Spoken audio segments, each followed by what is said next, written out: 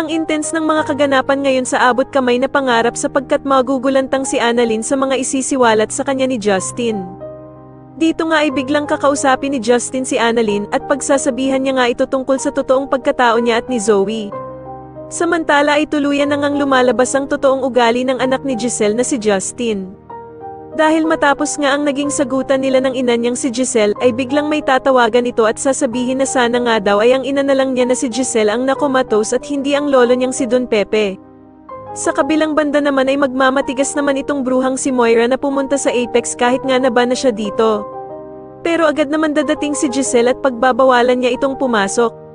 Pero sasabihin naman ni Moira na kaya lang naman daw siya pumunta ng Apex ay para abutan ng pagkain ng anak niyang si Zoe. Sasagutin naman siya ni Giselle na hindi na naman daw baby ang anak niyang si Zoe para dalhan pa ito ng pagkain.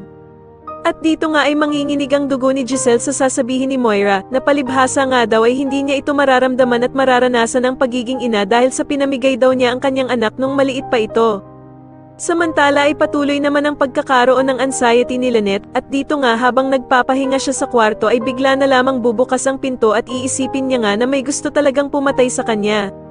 Sa kabilang banda naman ay panghihinaan na talaga ng pag-asa itong si Annalyn dahil sa sitwasyon ng Lolo Pepe niya dahil nang makasalubong niya nga si Doc Lyndon ay bigla na lamang siyang mapapayakap dito habang umiiyak. Agad naman siyang tatanungin ni Doc Lyndon kung ano ba daw ang nangyari at bakit ito umiiyak. Sa tingin niyo tuluyan na nga kayang namatay si Don Pepe kaya umiiyak si Annalyn at maging kakampi niya nga kaya talaga ang anak ni Giselle na si Justin, mas lalo na nga talagang nagiging exciting ang mga susunod na kaganapan kaya naman ay mas lalo pa nating abangan ang mas lalong gumigandang abot kamay na pangarap. Maraming salamat po sa inyong panonood at sana po ay ma-subscribe niyo ako. Maraming salamat po.